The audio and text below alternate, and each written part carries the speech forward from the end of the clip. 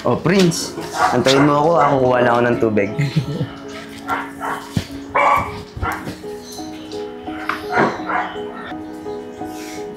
Hindi naman ang bahay ni ate.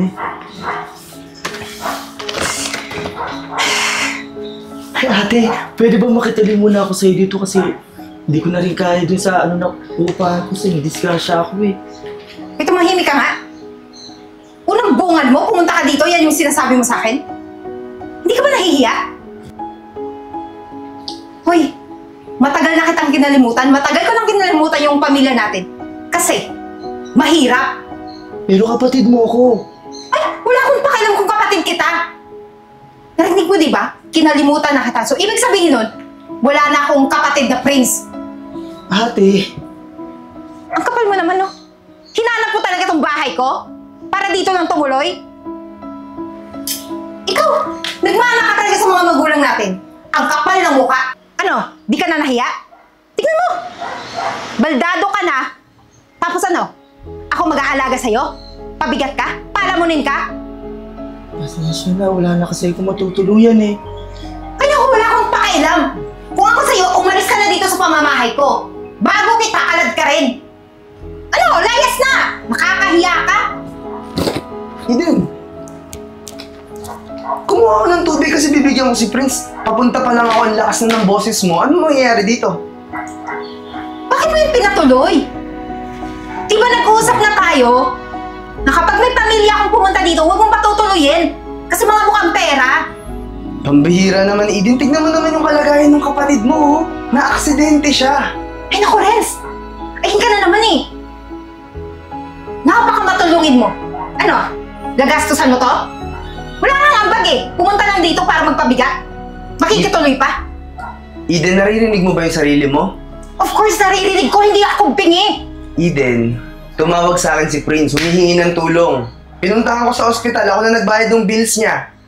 Nakikiusap. Gusto makituloy dito sa atin. Bakit mo ba kinukonsinti to? Ha? Ano ba? Hoy, ako ang kapatid niya. Huwag na kayo mag-away. Aalis na lang po ako. Hindi, Prince. Eh, mabuti pa umalis ka na. Kanina pa kita pinapaalis eh. Hindi siya alis. Dito ka muna tutuloy sa amin. Hanggat hindi mo pa kaya. Pero, Prince naman, pag-isipan mo yung desisyon mo. May trabaho ako, di ba? Maawa ka naman sa sitwasyon ng kapatid mo. At saka isa pa, ako naman nagbabayad ng bills dito sa bahay eh. Malaki naman yung sahod ko. At saka hindi naman magiging pabigat to si Prince. Malaki nga sahod mo. So paano na yan? May kahati na ako nang dahil dito? Ha? Eden, pakiusap. Dito muna si Prince. Please. ate kahit ngayon lang. Wala na talaga ako matutuluyan. Please naman oh. Ewan ko sa inyong dalawa. Kakainis kayo. Ikaw ha? Mag-uusap pa tayo mamaya. Nako, Prince. Pagpasensya mo yung ate mo. Nais ko na yung kwarto mo doon. Ha? Salamat ko. Dito ka muna tutuloy.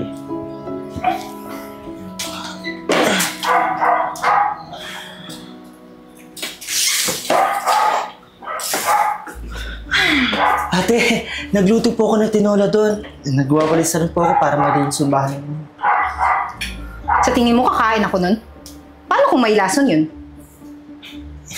Tinry ko lang naman magluto. Para lang yung makakain tayo dahil kanina pa rin po hindi kumakain si kuya eh. Sa tingin mo, gagaan yung loob ko sa'yo? Dahil sa mga tulong na ginagawa mo dito?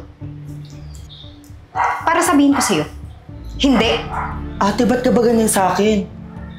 Pinagawa ko naman lahat ah. Naliglinis ako dito sa bahay mo. Tinatanong mo ako? Eh kasi sa tuwing nakikita kita, naaalala ko yung buhay na meron tayo sa probinsya. Alam mo yun? Isang kahing isang tuka. Kasalanan ko ba yun? Hindi naman natin kasalanan yun ah. Ate, hindi naman natin ginusto yun eh. Nagsisikap naman tayo. Nagkataon na ng aksidente ko. Wala akong matutuluyan. Kung nagsikap ka, edi sana umangat ka na sa buhay. Katulad ko. Tignan mo. Lahat to pinaghirapan ko. Nakahanap ako ng mayaman na lalaki na mahal ako at pinakasalan. Eh kayo, ano? Purang pera yung gusto niyo sa akin. Ganyan ka na ba talaga ngayon? Bakit naman hindi? Masaya na ako sa buhay ko. Kaya gusto ko nang kalimutan kayong lahat. At ikaw, kung hindi ka pa aalis dito, talagang magiging imperyo yung buhay mo dito. Ito panimumula lang to, ha? At sana, makapag-desisyon ka pagkatapos ko tong gawin sa'yo. Ha? Ito! Yan! Mahimasmasan ka! Tandaan mo, Prince, ha? Tandaan mo! Wala na akong kapatid, wala na akong magulang, wala na akong pamilya. Ha?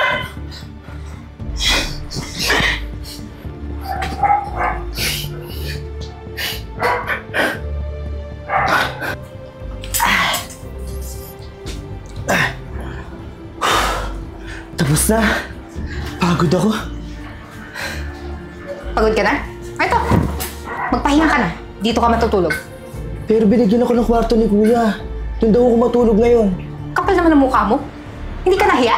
Ha? Magre-reklamo ka pa ngayon, isa ka lang sampid dito. Kanya ka ba talaga? Bakit naman hindi? Hindi ganyan yung pagkakakilala ko sa'yo dati. Kung dati, malambot ako dahil sa inyo. Ngayon hindi na. Ano? Gusto mo maging mahirap ako ulit? Nang dahil sa inyong lahat? Ano ba na idulot namin sa'yo? Ha? Marami. Kaya ngayon, hindi na ako makakapayag na magiging mahirap pa ako ulit. Kaya ikaw, kung ayaw mo mapagsalitaan mo sa sakit, pwede ka nang umalis. Bukas yung pinto para sa mga katulad mo na hampas lupa. Huwag mo akong iniiyakan. Ano? Dito ka matutulog ka sa labas? Dito na lang, ate. Wala na akong matutuloy talaga. Pasensya na. Wala akong pakialam, Prince. Alam mo nararapat sa'yo? Pinapalayas dito habang wala pa yung asawa ko. Hindi ka nga dito. Ate! Huwag ka naman sa akin, ha? Umalis ka. Huwag mo ako ganyan, ate! Eden! Ano na naman to? Pinapangaralan ko lang to. Ayun, tingnan mo. Dahil kinukonsente mo, lumalaban na. Kasalanan mo yan eh. Kasalanan ko pa ngayon. Eh ano to? Dito mo siya papatulugin sa labas? Eh di ba sabi ko sa kwarto siya matutulog? Kapatid ko siya. Ako yung may karapatan na masunod. Hindi ikaw. Eden, napakapambihira mo rin talaga mag-isip, no? Na-aksidente yung kapatid mo. Tulong lang yung hinihingi sa atin. Tulong? Ito nga eh, pabigat na ngayon. Yan ang tulong? Hayaan mo na, Kuya. Aalis na lang ako. Umalis ka na! Kanina pa kita pinapaalis eh! Aalis kami. Alam mo, kung sino yung pabigat dito? Ikaw! Sawang-sawa na ako sa ugali mo. Sawang-sawa na ako tustusan lahat ng luho mo. Ano? Saan na pupunta lahat ng pera ko? Wala kang pakialam. Sige! Umalis kayong dalawa dito. Talagang aalis kami. Tingnan lang natin kung saan ka pupulutin. Ngayong wala nang magbibigay sa'yo ng pera. Sige, tingnan natin. Talaga.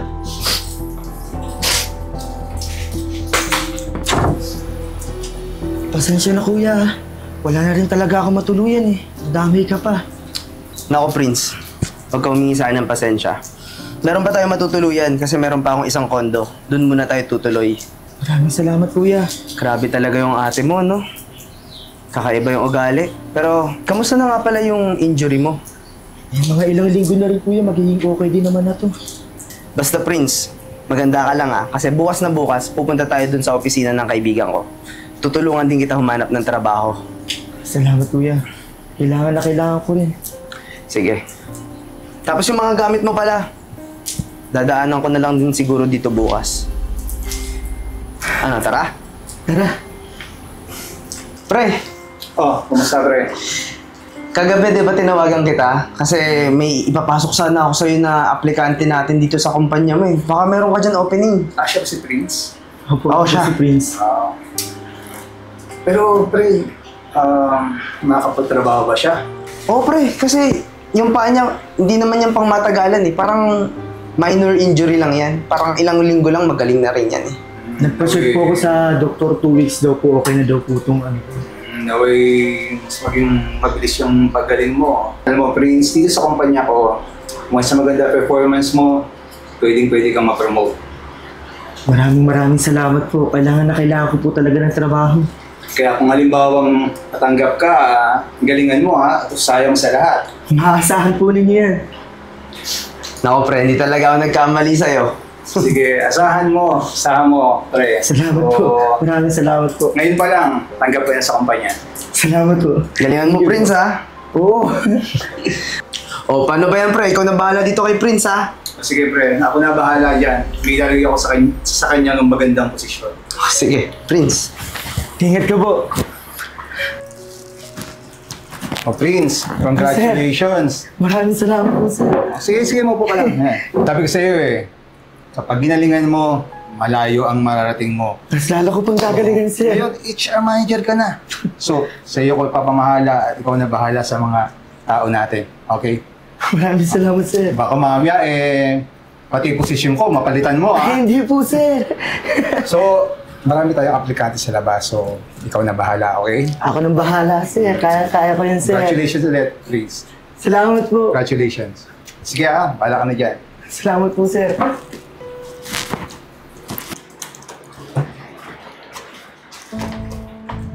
O ate, ano ginagawa mo dito? Mag-a-apply ka? Oo, Prince. Nabalitaan ko.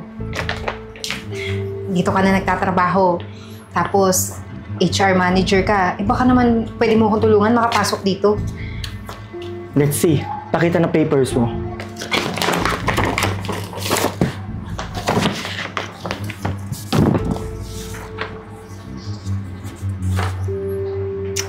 Pasensya na pero hindi ka qualified. Teka lang, anong hindi qualified? Nakapagtapos ako. Wala lang akong experience kasi gawa ng asawa ko, di ba? Hindi ako pinagtrabaho. Tsaka, pwede mo naman akong papasukin dito. Kapatid kita. At kayang-kaya mo akong bigyan ng trabaho kahit anong posisyon dito. Kapatid? Kailan mo ako tinuring kapatid? Di ba pinalayas mo ako sa bahay mo? Tsaka tingnan mo yung papers mo na to. Kulang na kulang kasama lahat ng credential mo. Teka lang. Ito naman para namang hindi tayo kadugo. So, pasok na ako dito. Wala na akong pera. Lahat ng savings ko naubos na simula nung umalis kayo. Lahat nagkanda-utang na ako. Pasensya na. Lumaban ka ng patas. Hindi ko kayang ipasok ka dito ng basta-basta. Wow, wala ka talagang utang na loob. Matapos kitang pinatira dun sa bahay ko, ito gaganti mo sa akin. Tandaan mo, Prince, hindi mo tumaabot kung hindi dahil sa akin, di ba? Hindi ka magsisikap kung hindi dahil sa asawa ko. Pinatira mo ko? Pagpapatira ba yung 3 araw? Okay ka lang? Ano? Bibigyan mo ako ng trabaho? O tuluyan na talaga kitang kakalimutan bilang kapatid? Pasensya na. Pero sa kumpanya namin, hindi kami basta-basta nagtatanggap. Kahit kapatid pa kita, lahat ng papers mo hindi qualified. Kaya pwede ba? Lumayas ka na dito bago pa ako magpatawag ng security guard. Tandaan mo to, Prince, ha? Umiikot ang mundo. Kung umangat ka ngayon, sa susunod, babagsak ka rin. Makikita natin. Kaya pwede ba? Lumayas ka na. Alis!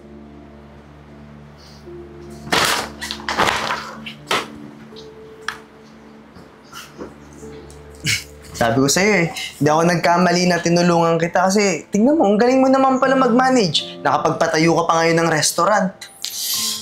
Ito naman yung pangarap ko sa amin ng ate ko eh. Kaso nga lang, sobrang mataas ang ate ko ngayon.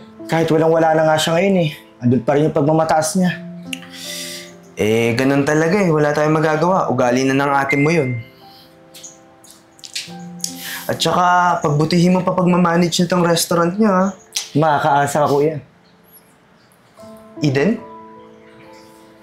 Ano nangyari sa'yo? Renz, Prince, kailangan ko ng tulong niyo. Renz, balikan mo na ako, please.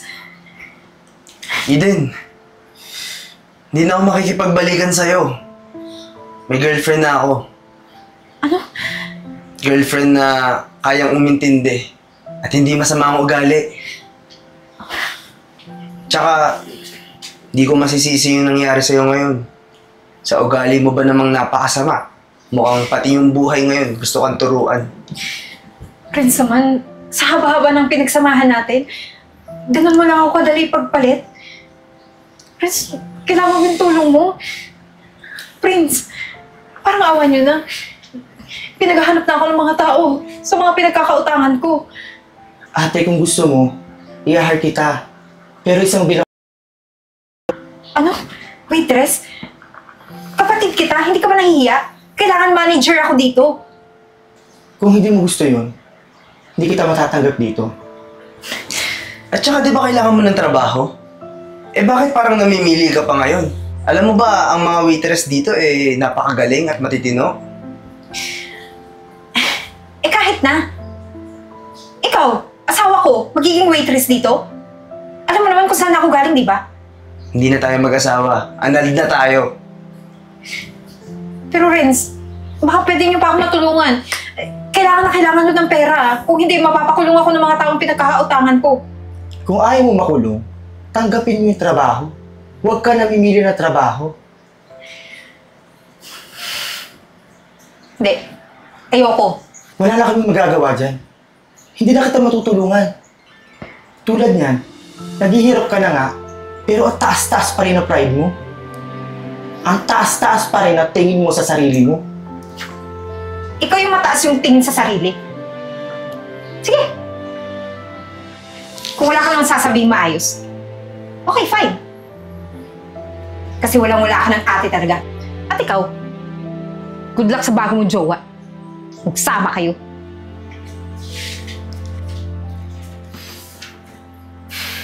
Di pa rin talaga nagbabago yung ate mo. Wala naman tayong magagawa. Ganun pa rin siya. Pero malay mo naman, pagdating ng panahon. Pero alam mo, kahit ganun yung ate ko, sobrang mahal na mahal ko yun. Aantayin ko na lang talaga na magbago siya. Tignan natin. Sana nga.